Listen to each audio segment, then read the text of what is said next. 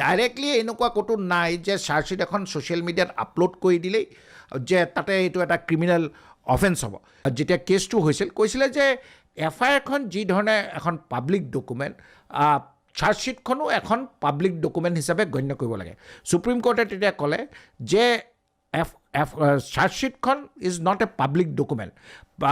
মানে এইখন যিহেতু তাতে ইনভেষ্টিগেশ্যনৰ এনেকুৱা কিছুমান তথ্য তাতে থাকে বা ডকুমেণ্টছবিলাকত থাকে যিটো এই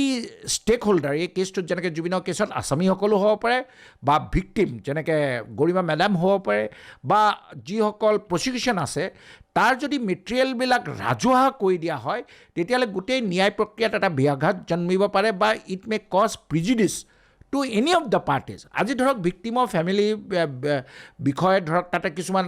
পাৰ্চনেল বিলংগিং জুবিন গাৰ্গক হয়তো চিজ কৰিছে এই কেছটোত, যদি সেইবিলাক যদি আমি ৰাজহুৱা কৰি দিওঁ তেতিয়া বহুতে প্ৰশ্ন কৰিব পাৰে যে এইবিলাক চিজ কৰা কিয় মানে দৰকাৰ আছে। এটা কমপ্লিটলি মিডিয়াৰ ট্ৰায়েল এটা আৰম্ভ হৈ যাব পাৰে বা মিডিয়াৰ ট্ৰায়েলটো এভইড কৰিবৰ কাৰণে বা মিছ ইউজ কৰিব পাৰে বুলি, সেই গতিকে বা মানে আনলেছ ষ্টেক হোল্ডাৰ্ছবিলাক নাথাকে, চাৰ্জশ্বিটৰ কপিটো চাৰ্টিফাইড কপিয়ে হওক বা চাৰ্জশ্বিটৰ কপিটো তাত ক'তো আপলোড মানে আদালতৰ ফালৰ পৰা কৰা নহয়। কিন্তু এটা কথা উল্লেখ কৰিব লাগিব যে এই দুইটা জাজমেণ্টত যদিও কৈছে যে এখন চাৰ্জশ্বিট পাব্লিক ডকুমেণ্ট নহয়, কিন্তু এইটো কোৱা নাই যে আপুনি কিবা আপোনাৰ নিজৰ চ'ৰ্ছে, যেনেকৈ এইটো কেছত ধৰক কিবা আছামীসকলক যিবিলাক দিছে, আপুনি তেওঁলোকৰ পৰা কপি লৈ এটা একাডেমিক ইণ্টাৰেষ্ট বা একাডেমিক নলেজৰ কাৰণে আপুনি সেইখন চাব পাৰে বা তাত কোনো ধৰণৰ বাধা নাই। যদি কোনো লোকে ধৰক এখন যিকোনো এটা কেছত, আজি এই কেছতে কোৱা নাই, এখন চাৰ্জশ্বিটৰ কপি ছ'চিয়েল মিডিয়াত আপলোড কৰি দিছে, BNSS হওক BSA হওক, ডাইৰেক্টলি তাতে কোনো এনেকুৱা পেনাল প্ৰভিজন নাই যে কোনোবাই চাৰ্জশ্বিটখন ছ'চিয়েল মিডিয়াত আপলোড কৰিলেই কিবা এটা পানিছমেণ্ট হ'ব। কিন্তু যদি তাৰে কথাবিলাক যদি ডিফেমেটৰী হয়, কাৰোবাক যদি মানহানি টাইপত কৰা যায় উইদাউট এনি প্ৰুফ, তেতিয়াহ'লে ডিফেমেশ্যন কেছ এটা হ'ব পাৰে, ক্ৰিমিনেল ডিফেমেশ্যন হ'ব পাৰে বা চিভিল ডিফেমেশ্যন হ'ব পাৰে। 2 নম্বৰ হ'ল যে ইয়াতে কোনো নাৰী বা কোনো মানে চাইল্ড যদি ইনভলভ থাকে, তেওঁলোকৰ যদি আপুনি নাম ডিছক্ল'জ কৰে বা তেওঁলোকৰ বিষয়ে আপুনি কিছুমান মন্তব্য ৰাখে যিটো কোনো মহিলাৰ এগেইনষ্টে ৰাখিব নালাগে, তেনেকুৱা ধৰণৰ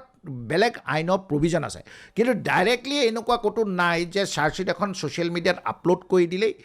যে তাতে এইটো এটা ক্ৰিমিনেল অফেন্স হ'ব। কিন্তু ধৰক আপুনি এনেকুৱা এটা চাৰ্জশ্বিটৰ পৰা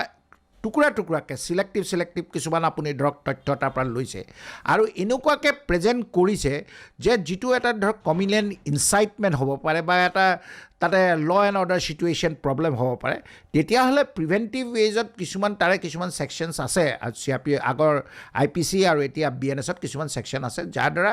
এনেকুৱা বস্তুবিলাক ৰিজনেবল ৰেষ্ট্ৰিকশ্যন বা কণ্ট্ৰল কৰিব পাৰে। আমাৰ ভাৰতীয় সংবিধানত freedom of speech and expression আমাৰ আছে। আমি খুব মানে নিজকে আমি সৌভাগ্য বুলি ধৰিব লাগিব যে ভাৰতীয় সংবিধানত আমাক যথেষ্ট কথা ক'বলৈ স্কোপ দিয়ে, কিন্তু এইটো নহয় যে তাতে একদম আনলিমিটেড ফ্ৰী এক্সেছ বা ৰেষ্ট্ৰিকশ্যন নাই। সেইগতে ভাৰতীয় সংবিধানতে কোৱা হৈছে যে freedom of speech and expression is also' subject to reasonable restriction. সেই গতিকে জুবিনৰ চাৰ্জশ্বিটখন যিসকল লোকে পাইছে, অফিচিয়েলিয়ে হওক বা অফিচিয়েলিটো এতিয়ালৈকে কাকো দিয়াই নাই একচেপ্ট দ্য একিউজ, কাৰণ চাৰ্জশ্বিটৰ কপিটো নৰ্মেলি একিউজহে মানে পায়। যদি একিউজৰ অধিবক্তা বা তেওঁলোকৰ পৰা কোনোবা মানে লোকৰ পৰা যদি তেওঁলোকে যিটো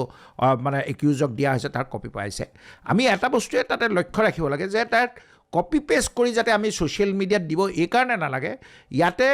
যিৰ ভিক্টিম ফেমিলি আছে তেওঁলোককো যথেষ্ট আঘাত দিব পাৰে। জুবিন গাৰ্গটো মৰি গ'ল, তেওঁতো নিজৰ ডিফেণ্ড কৰিব আহিব নোৱাৰে, কিন্তু আপুনি ভাবি চাওক অকল 4-5টা লাইন কৰি আজি ভিক্টিম ফেমিলিটোৰ কথা আপোনালোকে কিয় চিন্তা নকৰিলে যে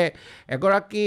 মহিলা তাতে ইনভলভ আছে, তেওঁৰ ভনীয়েক ইনভলভ আছে, তেওঁলোকৰ বিভিন্ন ফেন আছে। কাৰণ চাৰ্জশ্বিটটো এটা অপিনিয়নহে, এটা এইটো ইনভেষ্টিগেটিং অফিচাৰে কেইটামান লাইন তাত লিখিছে, আদালতততো প্ৰমাণ হোৱা নাই। সেই গতিকে তেনেকুৱা ধৰণৰ যিবিলাক চেঞ্চিটিভ